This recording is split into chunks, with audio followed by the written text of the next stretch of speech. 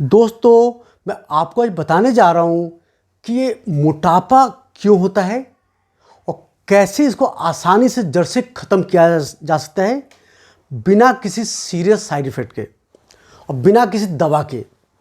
Naturally आप इसका कारण जान करके जड़ से ख़त्म कर सकते हैं। तो आप सब जान लें कि जो मोटापा होता है, मोटापा के दो कारण होते हैं। पहला होता है किसी किसी के अंदर खानदानी मोटा होने की टेंडेंसी होती है, प्लस किसी किसी टोटली एक्वायर्ड यानी एनवायरमेंटल फैक्टर की वजह से मोटापा होते हैं।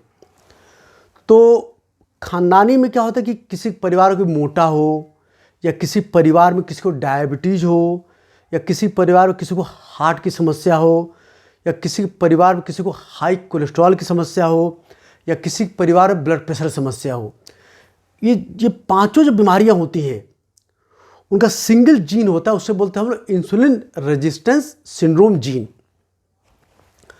तो किसी परिवार में अगर ये पांचों बीमारी है तो उनके बच्चे को पैदाइशी ये जीन मिल जाता है, जिसकी वजह से उनकी बॉडी में इंसुलिन नामक हार्मोन का असर लीवर में, मसल में, बॉडी के अन्य टिश्यू में कम होता है। पहला तो ये हो गया, जब बॉडी के टिश्यू में, लीवर में, अदर मसल में, लीवर, अन्य टिश्यू में जो असर कम होगा इंसुलिन का, तो बॉडी को एक्स्ट्रा इंसुलिन बनाना पड़ेगा शुगर को नॉर्मल करने के लिए, बॉडी का मेटाबॉलिज्म ठीक रखने के लिए। और ये एक्स्ट्रा इंसुलिन जो हार्मोन जो होता है, ये बॉडी के फैट सेल में, लीवर में फैट फॉर्मेशन को बढ़ाता है। पहला हो गया। सेकंड, सब जान लो कि इंसुलिन हार्मोन मोटापे की जड़ इंसुलिन हार्मोन है। चाहे ये इंसुलिन खानदानी जीन डिफेक्ट की वजह से इंसुलिन हार्मोन बढ़े, या एनवायरमेंटल फैक्टर यानी कि अन्य कारण जिससे कि इंसुलिन बढ़ता है।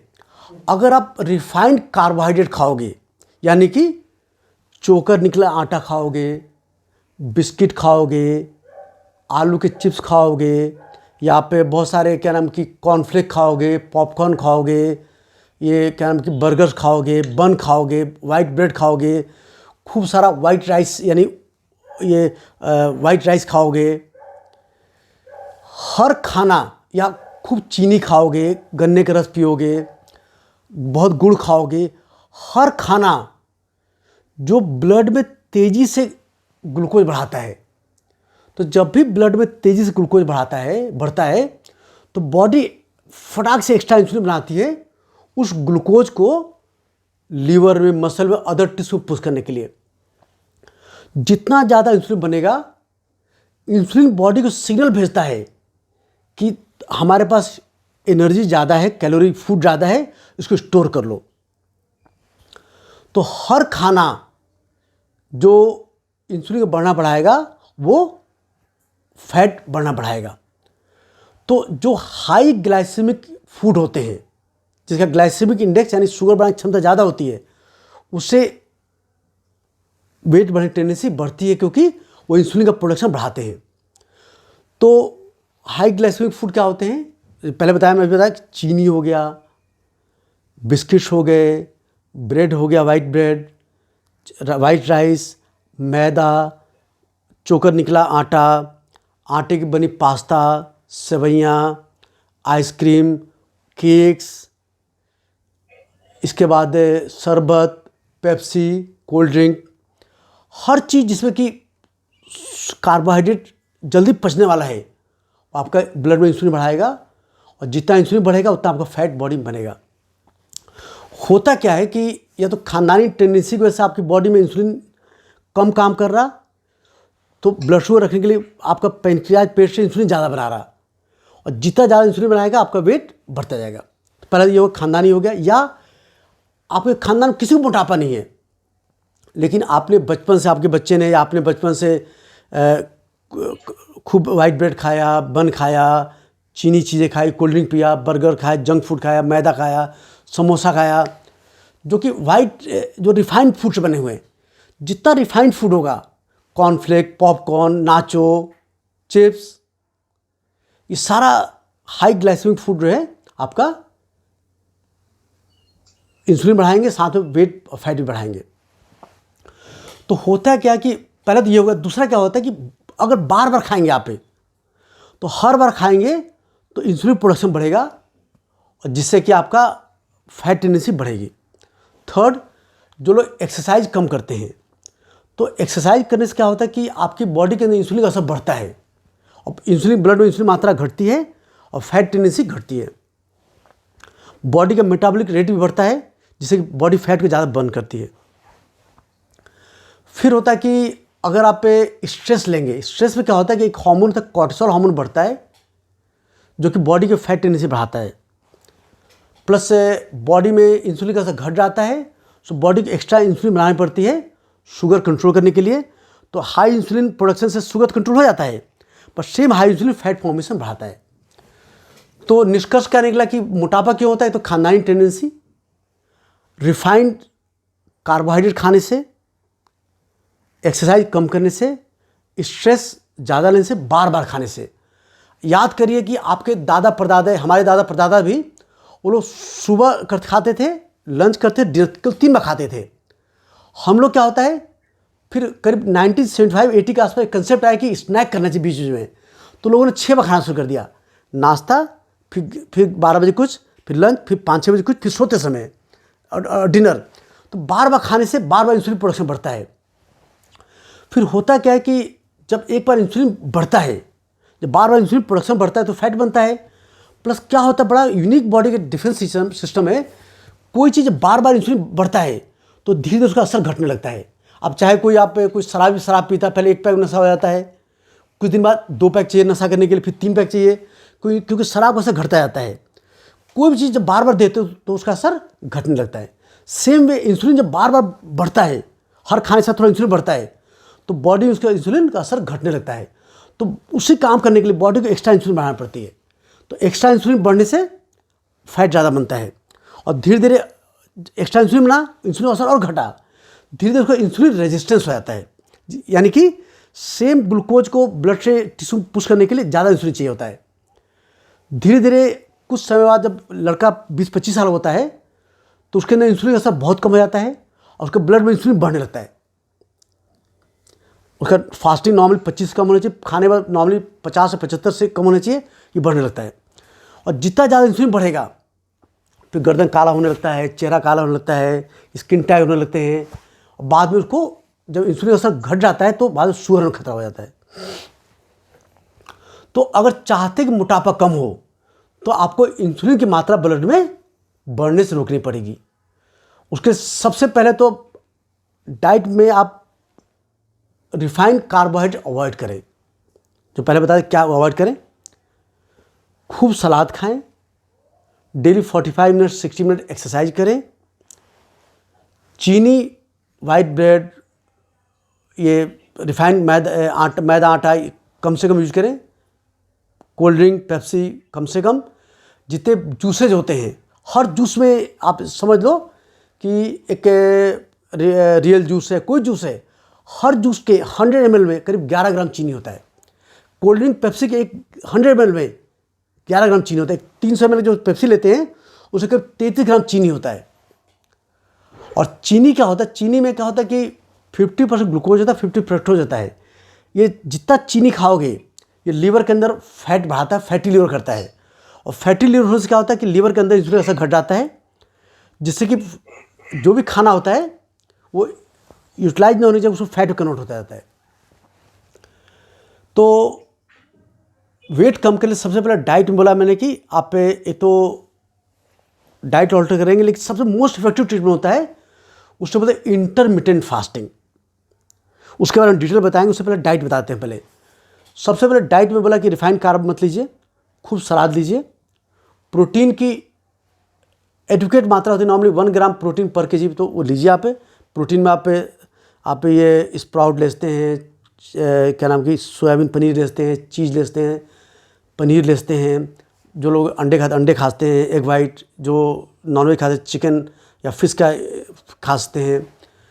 लेकिन प्रोटीन की मात्रा अप टू 1 to 1.5 1.2 ग्राम पर किलो पर डे होना चाहिए। बहुत ज़्यादा प्रोटीन नहीं खाना है। देखा गया कि इवन मिल्क के अंदर लैक्टोज कार्बोहाइड्रेट होता है और कैसीन प्रोटीन होता है, दोनों इंसुलिन मात्रा बढ़ाते हैं। तो मिल्क आपको हाफ लीटर से लेके 750 ml, यानी 2 से 3 गिलास डेली लेना है मलाई उतार के। अगर ज़्यादा दूध पिएंगे उससे भी आपको इंसुलिन मात्रा बढ़ेगा और आपका वेट बढ़ेगा। हर चीज़ जो इंसुलिन मात्रा बढ़ाता है ब्लड में, जो शुगर मात्रा बढ़ाता है, उससे आपका वेट बढ़ेगा।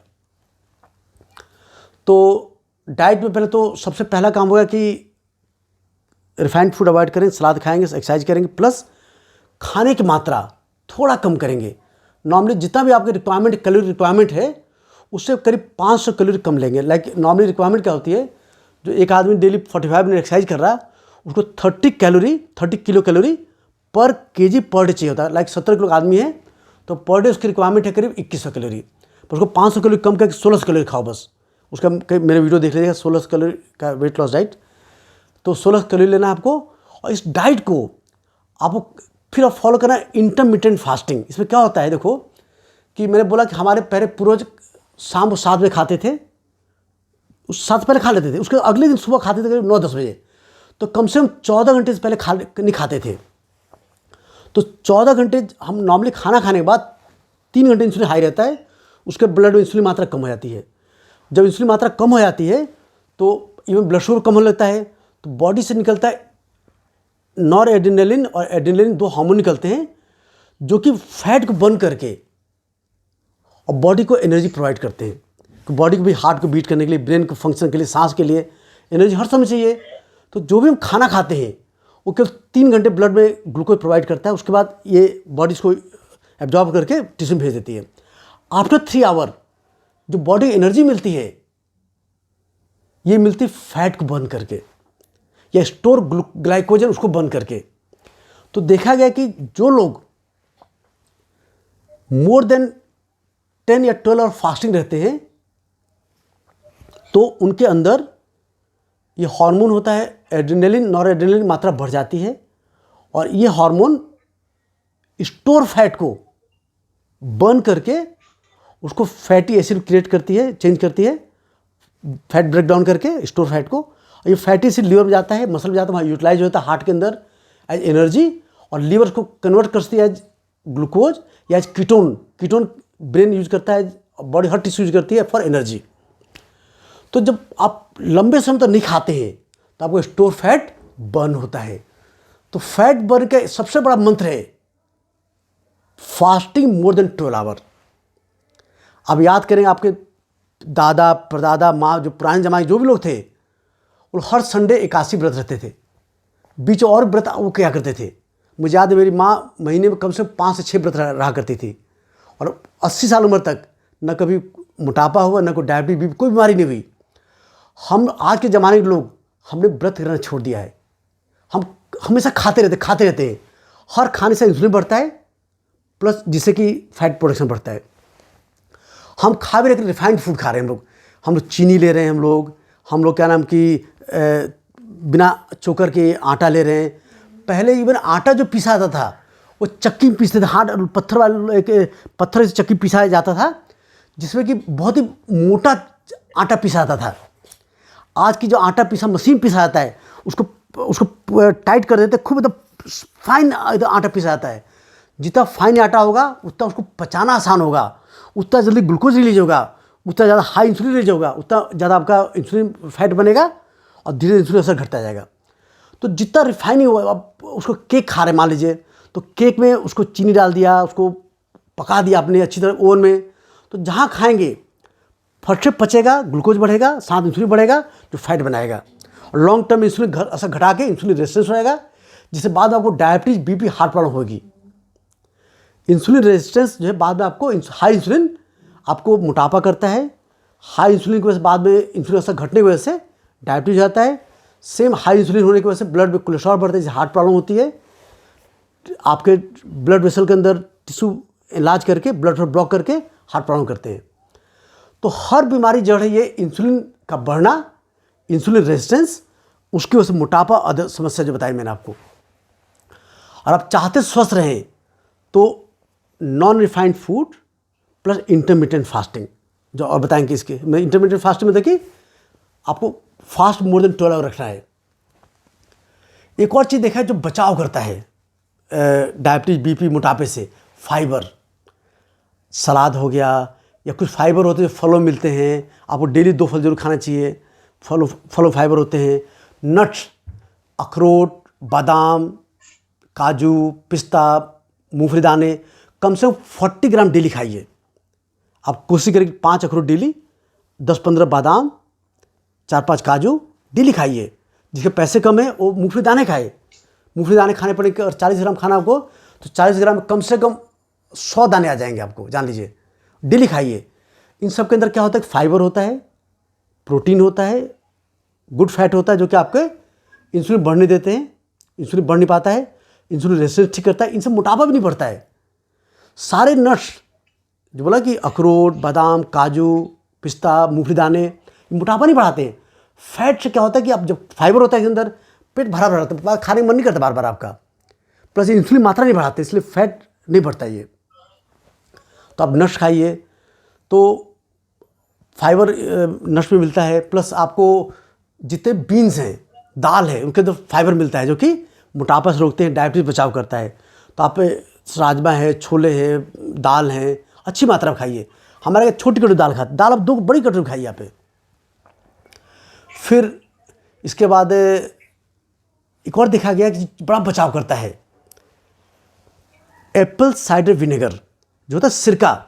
देखा गया कि जो लोग 20 से 30 ml सिरका डेली खाते हैं, उनका मोटापा भी कम होता है, उनका डायबिटीज खतरा भी कम होता है, ब्लड प्रेशर खतरा भी कम होता है, हार्ट का खतरा भी कम होता है, इंसुलिन रेजिस्टेंस कम होता है, बड़े फायदे। तो बचाव के लिए क्या हुआ, नॉन रिफाइंड फूड जो हमारे पूर्वज खाया करते थे। इसके बाद खूब सलाद, नट्स, अखरोट, काजू, बादाम, पिस्ता, मूंगफली दाने, सिरका, एक्सरसाइज, ये बचाव हो गया। अब हम बात करते हैं इंटरमिटेंट फास्टिंग बारे में। तो फास्टिंग तब कहते हैं अगर आप मोर देन 12 आवर खाली पेट हो, जिसे हम खाली फास्टिंग कह सकते हैं। इस दौरान फास्टिंग क्या हार्मोन चेंज क्या होता है, ब्लड में इंसुलिन मात्रा घट जाती है, और हमारे क्या नाम की fat burning hormone adrenaline, nor adrenaline बढ़ जाते हैं।